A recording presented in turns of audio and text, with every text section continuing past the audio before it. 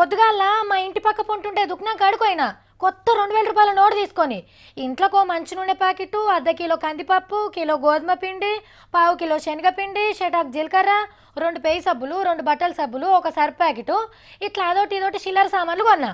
మొత్తం 410 రూపాయల బిల్ అయింది. ఇక సావుకారికి ఆ 2000 రూపాయల నోటు ఇవ్వబోతే అయ్యో అంత పెద్ద నోటుకు చిల్లరేడ దేవాల సావిత్రి, వెనక సిరిద్దివుతూ ఇప్పుడేమద్దు, ఆల్రెడీ మీ సత్తో 200 అడుకోయిండు, మొత్తం నేను రాసుకుంటా లెక్క అన్నాడు. కాదన్నా నా తాన ఏటీఎం కార్డు ఉన్నది, అది గీకిస్తా అంటే అయ్యో నా తాన మిషన్ లేదన్నాడు.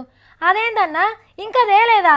నోట్లు లేకుండా బ్యారెల్ చేయాలని చెప్తుంటే నువ్వేందన్నా ఇంకా తెచ్చుకోలేవు అనంటే ఇట్లా చాలా మందే ఉంటారు. మరి ఏనాడు మిషన్ తెచ్చుకుంటారో ఏమో. దుకాణంలో ఓనర్ల కంటే జల్దీన అయ్యవార్లే అప్డేట్ అయినరు. పంతులు పక్కకున్నది ఫోన్ కాదు, కారెట్ గీకే మిషని. హాగో చూడండి తాత గీక్తున్నాడు. అరే కనెక్షన్ కలుస్తలేదేమో, 10 రూపాయలే చదివిద్దాం అనుకున్నట్టున్నాడు.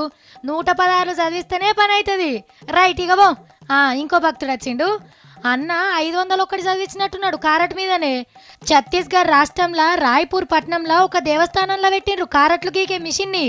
ఈ వార్త చూసినాక అన్ని గుళ్ళల్లో ఇవ్వే పెడతారేమో. ఇక గల్లె పెట్టెల కథ ఒడిసినట్టే పొండ్రి.